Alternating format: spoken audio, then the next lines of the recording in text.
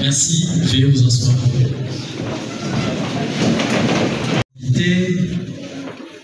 Aux cadres et cadres de la société civile, en ces jours, nous vous disons bonjour. Une fois encore, bonjour. Que tout ce qui va se passer ici soit accompagné par la paix du ciel. Ainsi nous avons prié dans le nom précieux de notre Seigneur Jésus-Christ. Amen.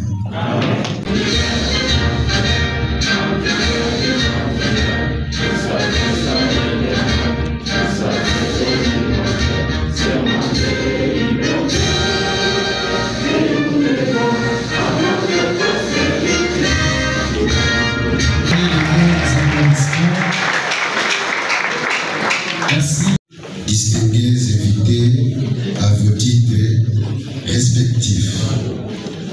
Votre présence dans cette salle témoigne l'estime, considération que vous avez à nos égards. Au nom de la société civile révolutionnaire, au nom de l'organisation, nous vous souhaitons soyez la bienvenue. Merci. Si je parle, on m'écrit. Si je me tais, on m'écrit. D'où je parle. À présent, nous invitons son Excellence, Monsieur le coordonnateur, pour la continuité. Sous vos acclamations, s'il vous plaît. De la société civile révolutionnaire.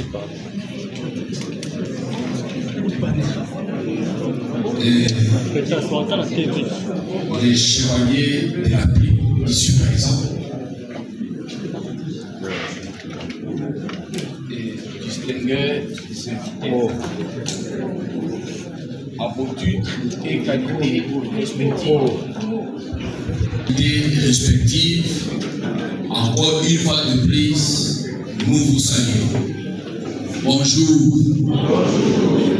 Mbote na biso. Beto abwe.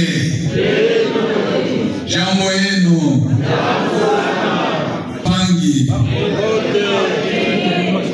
Merci beaucoup.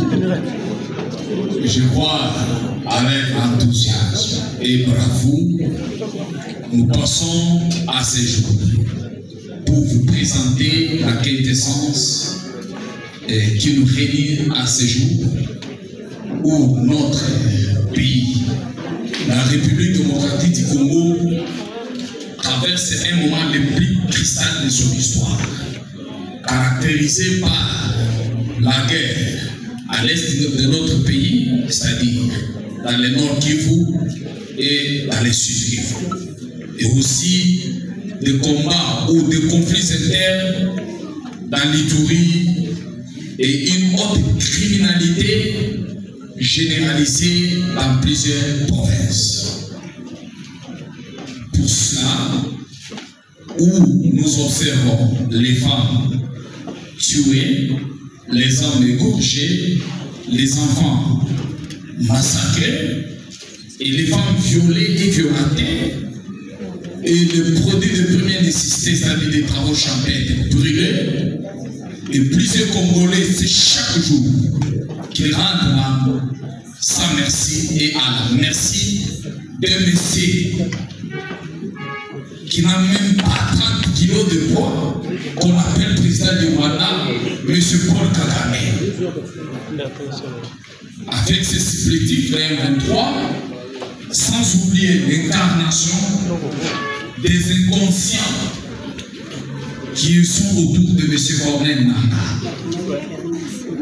Avec cette amertume, je prierai à l'assistance de réserver une minute de silence en mémoire de nos compatriotes.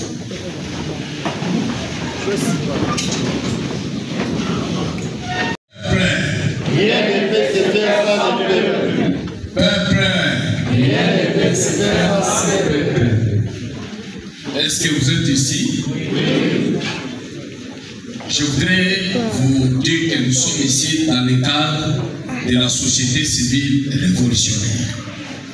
La société civile révolutionnaire, c'est une grande plateforme des organisations non gouvernementales qu'on appelle ONG, ONGD, des associations sans but lucratif, et aussi des syndicats de confessions religieuses, sans oublier certaines organisations ou mouvements citoyens.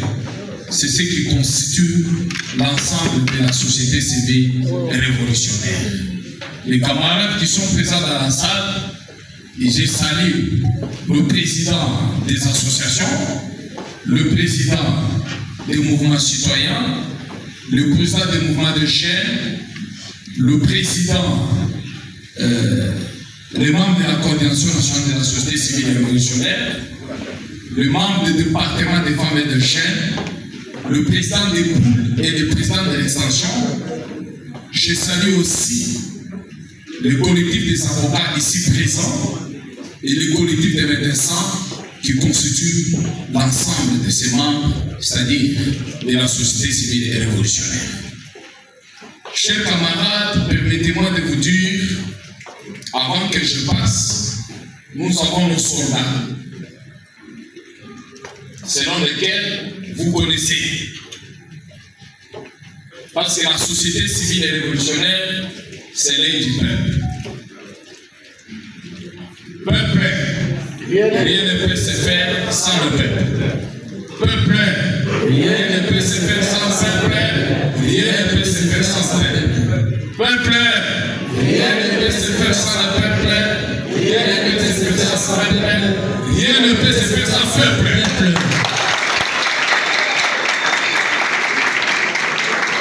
Merci. J'aime beaucoup quand vous dites ça encore. Si je parle, on me tue. Et si je me tais, on me tue. Donc pour moi, je dois parler. Ce qui n'a lobby, ce qui n'a tikali kimia, nasa la nini.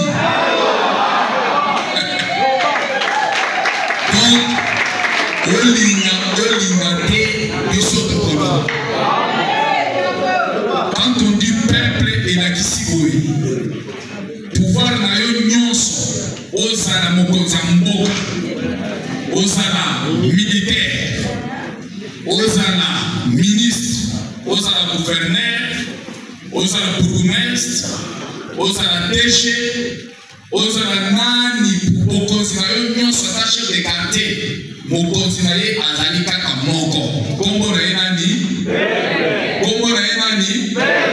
Yango wana biso tolobaka soki osali malamu tobeteli yo maboko. Osali mabe toteleli yo. Eza boye te. Yango wana, c'est ça la société civile révolutionnaire. Je voudrais passer tout droit à l'essentiel de ce jour parce que notre organisation a comme objectif principal la démocratie et l'instauration de l'état de droit pour une république fondée sur les valeurs démocratiques. À cet effet, la SR, c'est-à-dire la société civile et révolutionnaire, œuvre pour être catalyseur des aspirations profondes de notre peuple. Elle s'inscrit plusieurs missions, notamment d'éviter contre la corruption, la concussion, l'impunité, l'évasion fiscale et douanière, les détournements des deniers publics, les trafics d'influence, l'alcoolisme, les tribalismes, les népotismes et aussi beaucoup plus milite pour l'émergence de la bonne gouvernance et aussi pour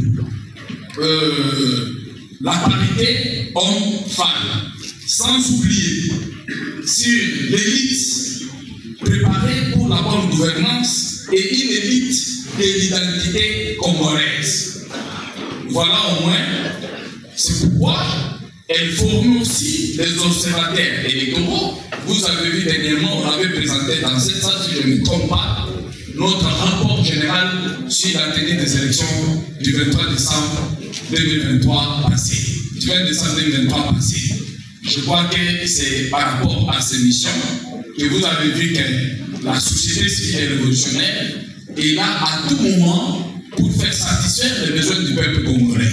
Parce que si on compte sur les politiciens vous exploitent. Après cette exploitation, ils sont partis, c'est fini. Ils trouvent le boulot, c'est pour leur famille, c'est pour leurs enfants, c'est pour leurs neveux et leurs nièces. Mais le peuple congolais croupit dans sa souffrance comme d'habitude. C'est pourquoi nous, en tant qu'aide du peuple, on ne lâchera jamais à cette manipulation. Madame, messieurs, représentants de la société civile révolutionnaire et président des associations et confessions religieuses, distingués invités à nos titres et qualités respectives, très chers compatriotes, laissez-moi vous dire, nous sommes dans une journée très historique lorsqu'on relève le point énuméré là en amont. Depuis ma mort, je voudrais aborder le point social qui fait partie de notre premier point de cette mise au point.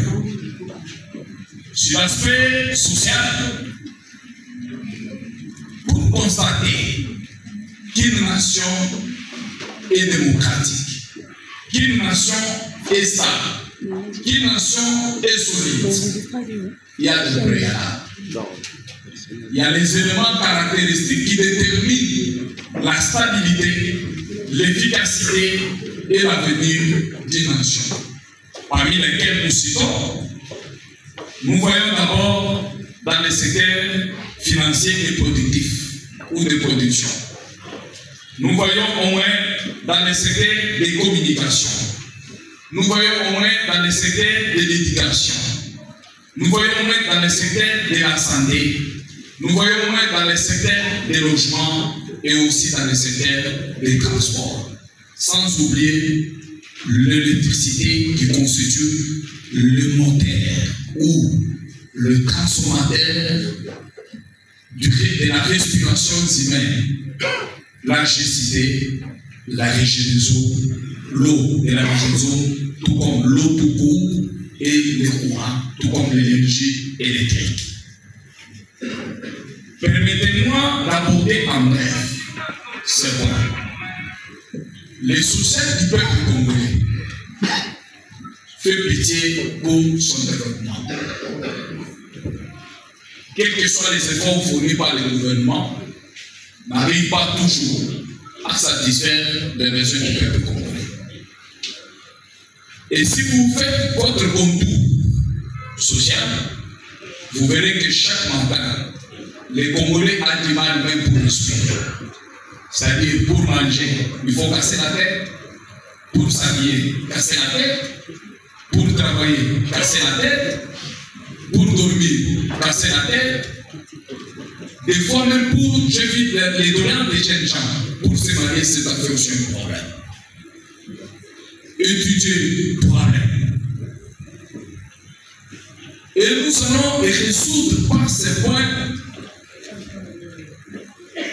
Développer ces points par une brève d'analyse. Nous avons parlé premièrement des social du peuple congolais. Nous sommes dans un pays qui a tous les atouts et qui ne produit absolument rien. Mais si longtemps qu'il y a des institutions à prendre mise en place. La question a été de savoir quid de ces institutions-là. Il y a des ministères, il y a des services publics. Mais la population continue toujours à souffrir sans des produits comme denrées alimentaires, tout importé. Quand on arrive à importer le maïs, c'est une honte pour cette République. C'est une honte. Mais lorsqu'on arrive à importer l'huile végétale, c'est parce que le pays ne produit absolument rien. Et quand on a vu aussi le plan au niveau sécuritaire, la RDC continue encore à être agressée par le Rwanda qui s'est mystifié actuellement et multiplié plutôt avec la bénédiction du Kenya, de l'Ouganda, Centre-Sud du Soudan et aussi les multinationaux. Il y a la Belgique qui joue l'hypocrisie, la France également. Il y a les États-Unis qui constitue et l'Allemagne, qui sont tous contre la République, qui nous imposent le dialogue. On a demandé au président de la République, qui avait été élu par la nation congolaise, c'est-à-dire le peuple congolais que nous sommes. Nous l'avons élu de ne pas accorder même pas une seconde de dialogue, car le peuple congolais ne va pas dialoguer avec le Rwanda, avec les supplétifs, le M23, tout comme le mouvement de Corneille Nangaa, qui a fait des désordres électoraux au Congo pour montrer sa vraie couleur à côté des Rwandais. Alors nous l'avons même demandé avec son groupe, tous les Congolais qui vivent autour des Rwandais, de retourner et de déposer leurs armes et quitter la brousse. Et aussi le problème de l'insécurité, on a condamné le coup d'État raté de M. Christophe Malanga et ses autres. On a demandé que la justice militaire, parce que c'est l'unique justice qui est au sérieux aujourd'hui au Congo, de condamner à peine capitale tous les assaillants. Parce qu'il n'y a qu'au Congo où n'importe qui peut venir n'importe quand, n'importe où, faire du n'importe quoi. Cette façon doit mettre fait, car le président de la République a été élu par le peuple congolais. Tant que le peuple compte sur lui, aucune institution, aucun individu, qui qu'il soit, ne peut rien faire de mal contre le président de la République. Ça c'est un. De trois, l'aspect politique, on a demandé la dissolution du Parlement, de l'Assemblée nationale. Pourquoi? Parce que l'avenir de cette Assemblée nationale ne garantit pas le peuple congolais. Parce qu'on ne peut pas voir l'Assemblée nationale et le Sénat ayant des ambitions à tous les niveaux. Bon, avec ça là, qu'est-ce que le peuple va compter? Nous avons l'expérience des 5 ans passés. Aucune loi en faveur du peuple congolais n'a jamais été élue. C'est pourquoi nous voulons que la jeunesse montante puisse occuper cette fois-ci cette Assemblée nationale. Parce qu'on ne respecte rien dans ça.